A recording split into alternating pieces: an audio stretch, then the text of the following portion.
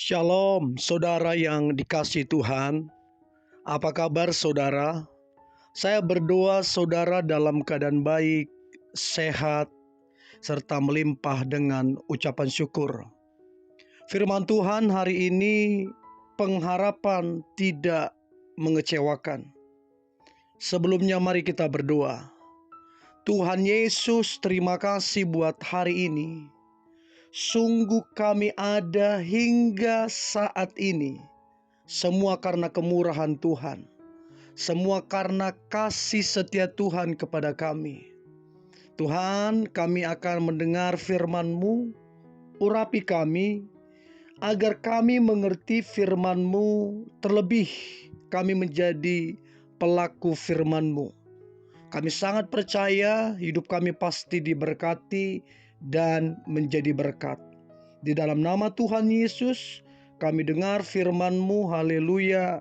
Amin. Pengharapan tidak mengecewakan. 1 Korintus 9 ayatnya yang ke-10. Ya, untuk kitalah hal ini ditulis, yaitu pembaca harus membaca dalam pengharapan, dan pengerik harus mengerik dalam pengharapan untuk memperoleh bagiannya. Apapun yang kita perbuat, semuanya harus kita taruh dalam pengharapan yang benar dalam Tuhan. Saudara, jelas dikatakan pembaca harus membaca dalam pengharapan. Demikian pula pengerik harus mengerik dalam pengharapan.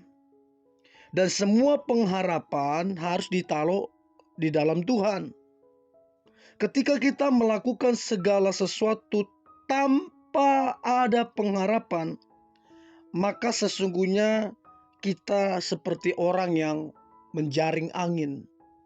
Jadi sia-sia jikalau kita melakukan segala sesuatu tanpa sebuah pengharapan.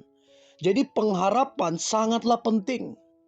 Dalam kesesakan, dalam kesukaran sekalipun, pengharapan itu sangatlah penting. Tanpa pengharapan, kita itu seperti menjaring angin, sia-sia saudara. Pengharapan adalah sesuatu yang belum kita lihat. Hasilnya belum nampak. Tapi kita berpengharapan. Dan tentunya harapan kita adalah yang baik.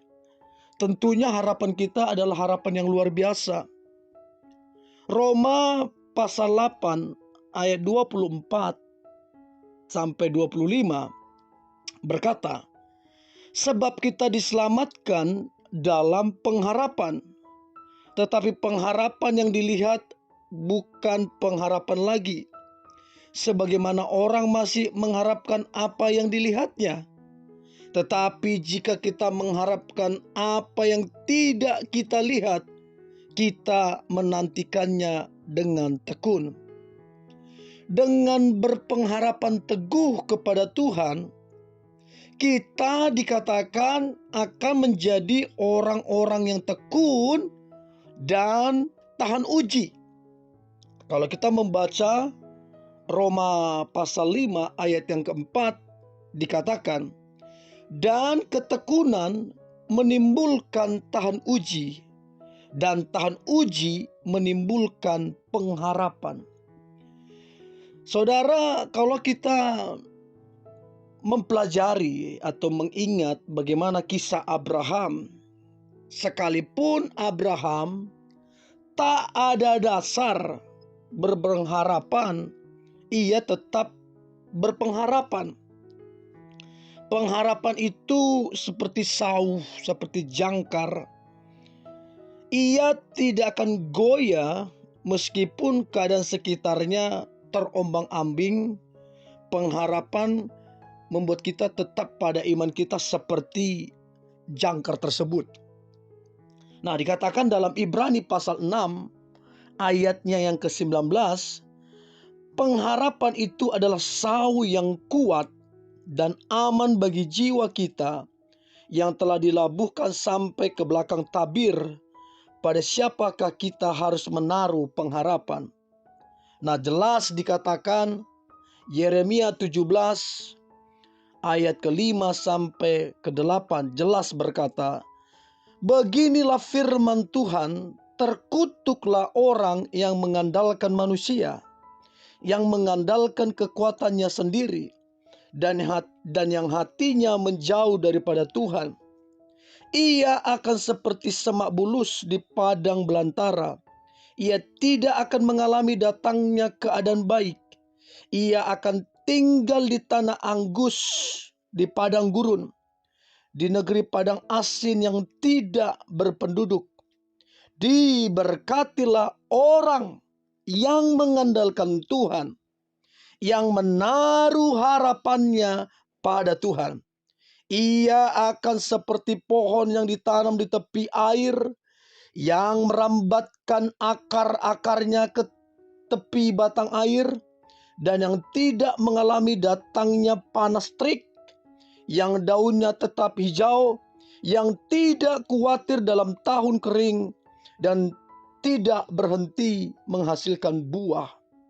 Jadi saudara, jelas sekali orang yang menaruh pengharapannya, jelas dikatakan di ayat ini, orang yang menaruh pengharapannya pada Tuhan, orang itu akan seperti pohon yang ditanam di tepi air.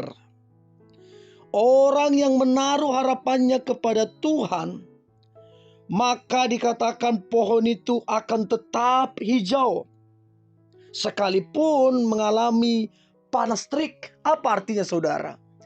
Panas terik itu bicara tentang hal yang tidak mengenakkan. Panas terik itu bicara tentang sebuah proses, sebuah hal-hal yang secara daging mungkin tidak mengenakkan. Tetapi di dalam panas terik pun daunnya tetap hijau.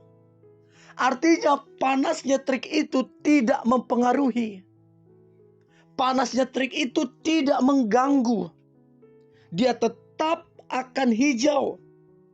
Bahkan orang yang menaruh pengharapannya di dalam Tuhan tidak khawatir dalam tahun yang kering.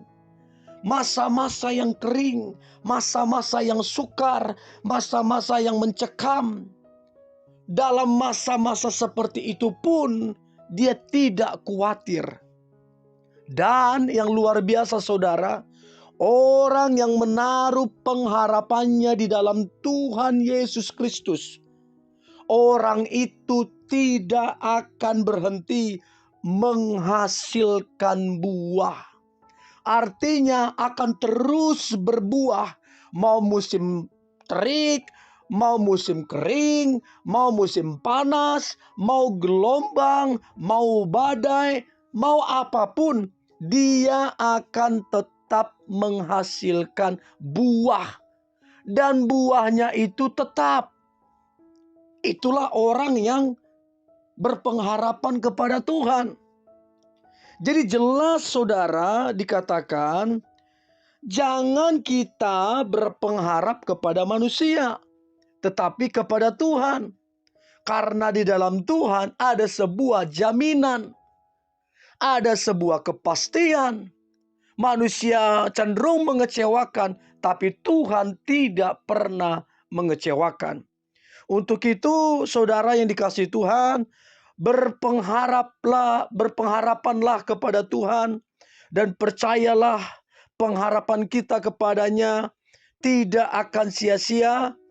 Tekunlah dan jadilah tahan uji, maka lihatlah pengharapanmu tidak mengecewakan. Engkau akan bersuka cita sebab engkau akan melihat perbuatan tangan Tuhan. Janji Tuhan dinyatakan atas engkau. Mari kita berdoa. Terima kasih Tuhan Yesus.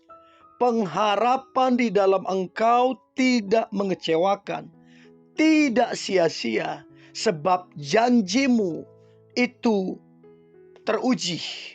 Sebab janjimu itu ya dan pasti. Dan kami percaya pengharapan di dalam Tuhan adalah kekuatan kami. Pengharapan di dalam Tuhan adalah kemenangan kami. Pengharapan di dalam Tuhan adalah berkat yang begitu luar biasa di dalam kami. Terima kasih Tuhan Yesus. Di dalam nama Tuhan Yesus Kristus, Tuhan dan Juru Selamat kami berdoa dan mengucap syukur. Haleluya. Amin.